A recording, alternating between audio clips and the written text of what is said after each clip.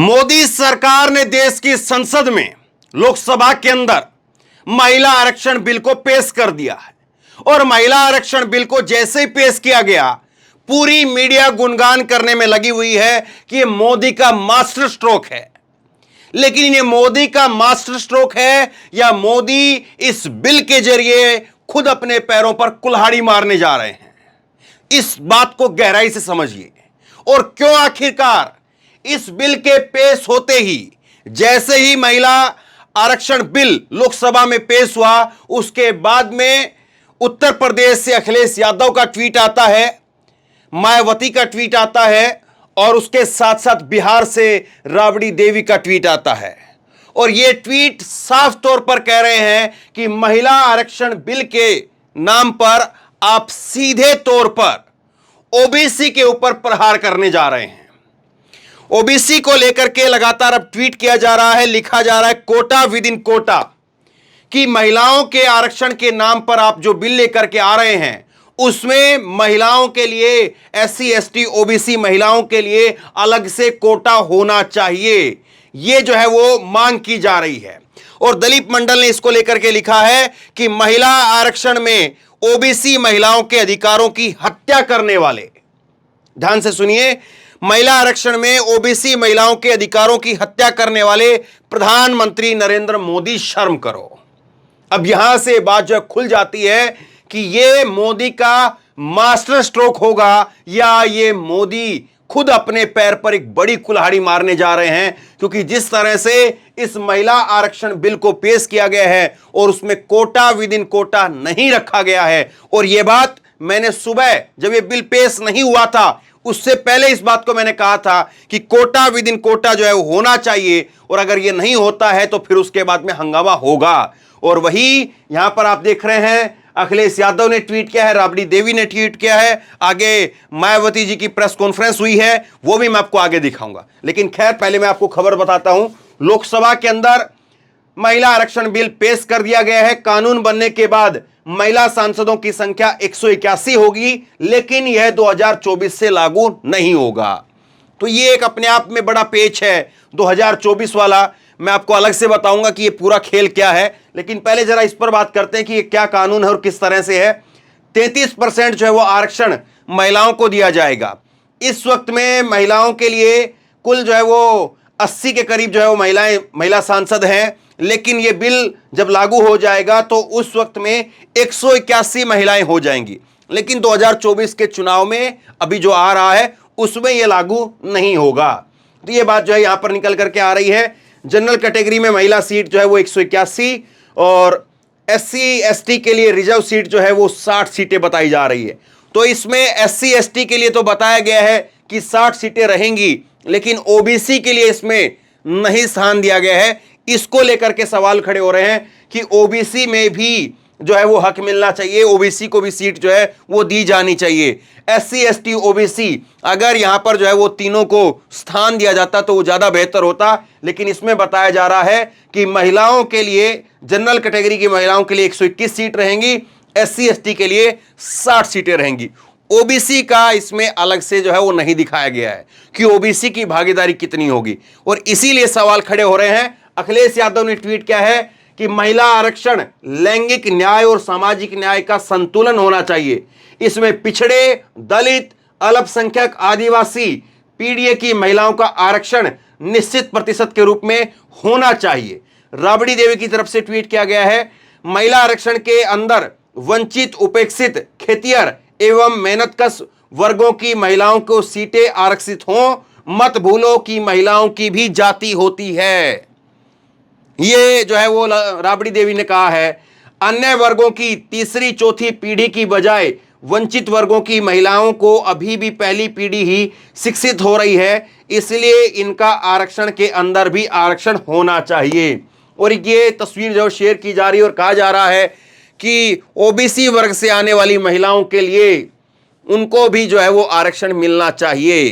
तो एक बड़ी हिस्सेदारी है ओबीसी की, और ओबीसी के नाम पर अगर यहां पर आरक्षण नहीं होगा तो जाहिर सी बात है ये चीजें फैलेंगी, फिर ये चीजें आगे जाएंगी और फिर वो नरेंद्र मोदी को फायदा पहुंचाएंगी या नुकसान पहुंचाएंगी, इस बात को आप तय करिए। उसके बाद में आपको मैं दिखाता हूं मायावती जी की प्रेस कॉन्फ्रेंस।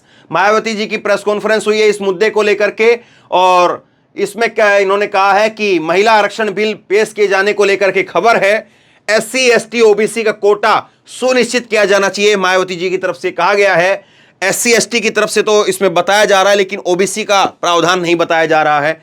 आबादी के हिसाब से 50% आरक्षण रहे तो और अच्छा होगा कि जितनी जिसकी आबादी है उसके हिसाब से 50% का कोटा जो है दिया जाए, यह बात उन्होंने कही है। एससी एसटी ओबीसी की महिलाओं को आरक्षण मिलना चाहिए, और उसके साथ साथ आगे कह रहे हैं कि हमें उम्मीद है कि इस बार बिल पास होगा, महिला आरक्षण का कोटा बढ़ाया जाए। मायावती जी की तरफ से कहा गया है आरक्षण में एससी एसटी महिलाओं को अलग से कोटा होना चाहिए, यह बात इनकी तरफ से कही गई है। अब देखिए मौजूदा समय की स्थिति कैसी है।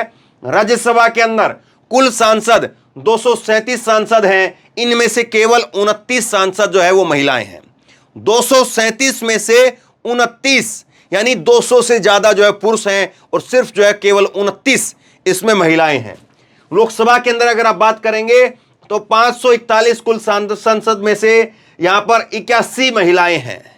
तो यहां पर भी कहीं से 33% की बात जो नहीं है, लेकिन अगर यह लागू हो जाता है 33% का फॉर्मूला, तो ये 81 की जगह 181 हो जाएगा। 100 महिलाएं जो अभी कम है वो ज्यादा हो जाएंगी। और अभी जो है महिलाओं की संख्या मैंने बताया है कि ये 78 और 15% की भागीदारी है लोकसभा के अंदर, और 13% की भागीदारी जो है वो राज्यसभा के अंदर है। और इसके साथ साथ विधानसभाओं में देखेंगे तो विधानसभा में महिला प्रतिनिधियों की स्थिति अगर आप देखेंगे तो आंध्र प्रदेश, अरुणाचल, असम, गोवा, गुजरात, हिमाचल प्रदेश, कर्नाटक, केरल, मध्य प्रदेश, महाराष्ट्र, मणिपुर, मेघालय, ओडिशा, सिक्किम, तमिलनाडु, तेलंगाना, त्रिपुरा, पुडुचेरी विधानसभाओं में महिला का प्रतिनिधित्व जो है वो 10% से कम है। तो तकरीबन पूरे भारत की बात आप हो गई है। और उसके बाद में बिहार, हरियाणा, पंजाब, राजस्थान, उत्तराखंड, उत्तर प्रदेश और दिल्ली में 10 से 12% महिला विधायक हैं। छत्तीसगढ़ में 14% हैं, पश्चिम बंगाल में 13% है, झारखंड में 12% है महिला विधायक। तो किसी भी राज्य के अंदर 15% से ऊपर नहीं है, 15% से ऊपर महिला विधायक नहीं है। यानी अभी जो 33% की बात हो रही है उसमें आधी संख्या भी नहीं है। अब इसको डबल करना है, डबल से भी ऊपर जाएगा ये। तो देखिए मीडिया के अंदर तो आपको ये आंकड़े बताए जाएंगे कि देखो साहब किसी राज्य में 15% भी नहीं है, और अब मोदी उसको बढ़ा करके 33% करने जा रहे हैं, तो खुश हो जाइए। लेकिन आप बताइए, एक तस्वीर मैं आपको दिखाता हूं, फिर उसके बाद ज्यादा अच्छा बता पाएंगे। ये जरा ये तस्वीर आप देखिए, ये तस्वीर आप देखिए, और ये तस्वीर देख करके आप बताइए क्या इन महिलाओं की कोई अलग से जाति है या नहीं है। क्या ये महिलाएं आपको लग रहा है कि सामान्य कैटेगरी की महिलाएं हैं, जनरल कैटेगरी की महिलाएं हैं, या ये महिलाएं जो वो एससी एसटी ओबीसी से आती हैं। एससी एसटी का 60 सीटें बताई जा रही है कि एससी एसटी को 60 सीटें रहेंगी, लेकिन ओबीसी के लिए क्यों नहीं। क्या ओबीसी के अंदर जो है वो आप बात करिए जाट, गुज्जर, और उसके बाद में जो है यादव, इन लोगों की ये जो महिलाएं हैं क्या वहां से नहीं आती हैं। तो ये सारे सवाल खड़े होंगे। अब मैं उसके बाद में इन सारे ट्वीट पर आऊं, चलिए इन पर बात कर लेते हैं। उदित राज ने ट्वीट किया है कि आज संसद में महिला बिल पेश हो रहा है, इसमें एससी एसटी ओबीसी का आरक्षण नहीं होगा। खैर पहले ये जानकारी थी, लेकिन अभी एससी एसटी का है, ओबीसी का नहीं है। आरक्षण नहीं होगा तो ओबीसी का संसद और विधानसभा से सफाया हो जाएगा।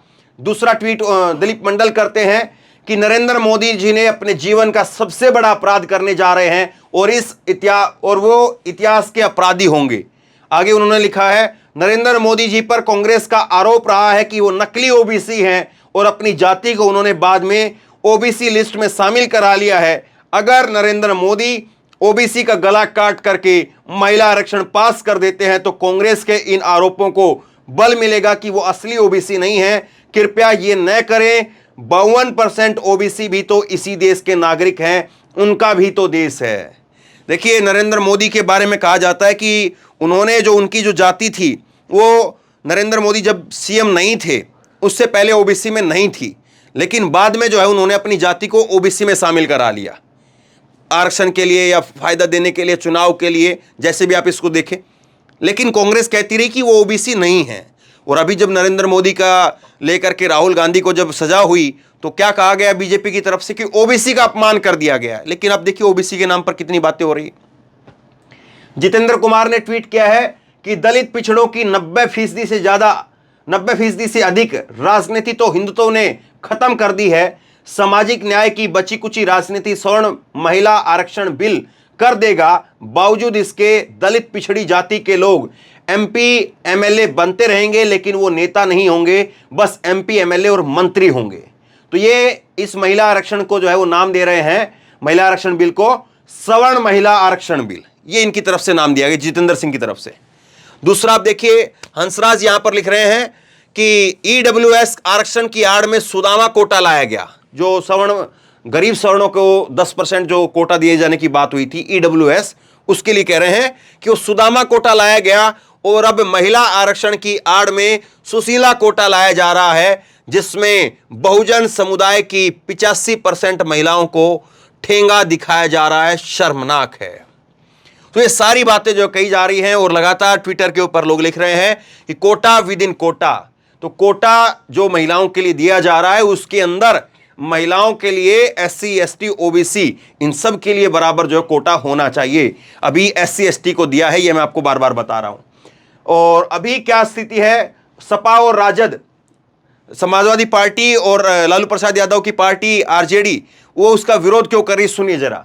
सपा और आरजेडी महिला ओबीसी के लिए अलग से कोटे की मांग कर रही थी। इस बिल का विरोध करने के पीछे सपा और राजद का तर्क था कि इससे संसद में केवल शहरी महिलाओं का ही प्रतिनिधित्व बढ़ेगा। दोनों पार्टियों की मांग है कि लोकसभा और राज्यसभा में मौजूदा रिजर्वेशन बिल से 1/3 कोटा ओबीसी और अनुसूचित जातियों एससी के लिए होना चाहिए। अब लोकसभा के अंदर जो महिलाओं की स्थिति रही है उसको जरा आप देखिए। 1999 के अंदर 49 महिलाएं सांसद थी, केवल 9%। 2004 के अंदर 45 महिला सांसद थी, 8%।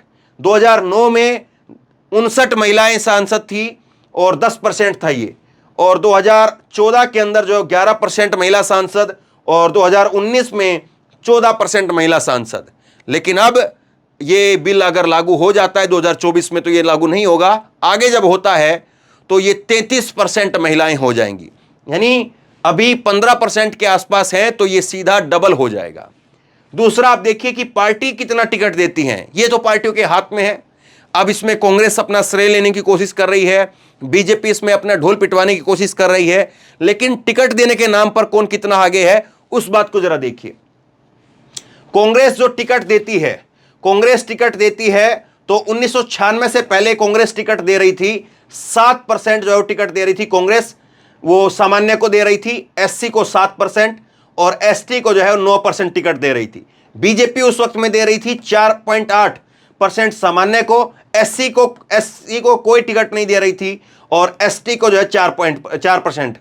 और ये 1997 से लेकर के 2019 तक ये जो है कांग्रेस की तरफ से टिकट दिए गए। यहां पर सामान्य को 9%, एससी को 12% और यहां पर कांग्रेस जो है वो एसटी को टिकट दे रही थी 14.8%।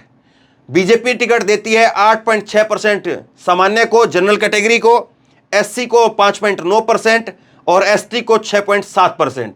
यानी ये एसटी एससी ओबीसी की जो बात हो रही है अभी, उसमें एससी एसटी को जो है वो बीजेपी ने करीब करीब जो है वो 12-13% जो है वो बीजेपी दे रही थी। और यहां पर कांग्रेस की अगर आप बात करेंगे तो कांग्रेस जो है करीब 27% जो है वो कांग्रेस दे रही थी। तो ये अपने आप में बहुत दिलचस्प है कि जब आपके पास में पावर है, जब आप टिकट दे सकते हैं, तो टिकट देने के नाम पर आप कितनी जो है वो टिकटें दे रहे हैं। कांग्रेस अभी से ही करीब करीब अगर पिछले 25-30 साल की राजनीति को देखें तो 27% जो है वो एससी एसटी को जो है कांग्रेस टिकट देती रही है और बीजेपी यहां पर केवल 12% को टिकट देती रही है। बीजेपी तो वैसे खैर अल्पसंख्यकों के लिए तो अब 0 कर दिया है, मुसलमानों को तो टिकट ही नहीं दिए, उन पर तो 0 हो गया है। खैर वो एक अलग विषय है, लेकिन यह डिबेट जरूरी है कि आप एससी एसटी को अब कितना टिकट देंगे। अब तो आपकी मजबूरी हो जाएगी, लेकिन ओबीसी को अब कितना टिकट मिलेगा। ओबीसी को कितना मिलेगा, यह सबसे बड़ा सवाल है। ओबीसी के लिए आप क्या करेंगे, ओबीसी जो है उसके लिए क्या करेंगे, क्योंकि ओबीसी एससी एसटी को तो जो है वो कोटा है कि 60 सीटें जो है वो, अब बताया जा रहा है कि 60 सीटें जो है वो एससी एसटी की रहेंगी और 120 सीटें जो है वो जनरल कैटेगरी की रहेंगी। 181 सीटों में से 121 सीटें रहेंगी यहां पर इसकी। तो आप जो है वो ओबीसी को कहां पर लेकर के जाएंगे, ओबीसी का क्या करेंगे? तो ये यहां पर आप जो है वो आगे की राजनीति को तय करेगा कि नरेंद्र मोदी को इस राजनीति से जो है वो फायदा होना है या नुकसान होना है। एक चलते चलते मैं आपको दिखाता हूं कि अभी तक कौन कौन सी महिलाएं जो है वो कहां कहां पर पहुंची हैं। पहली महिला राष्ट्रपति बनी प्रतिभा पाटिल, कांग्रेस के समय पर बनी। पहली महिला प्रधानमंत्री बनी वो इंदिरा गांधी बनी, कांग्रेस की तरफ से बनी। लोकसभा अध्यक्ष पहली बनी महिला तो मीरा कुमार बनी, वो भी कांग्रेस की तरफ से बनी। उसके बाद में सुमित्रा महाजन को 2014 के अंदर वो नरेंद्र मोदी जी ने बनाया।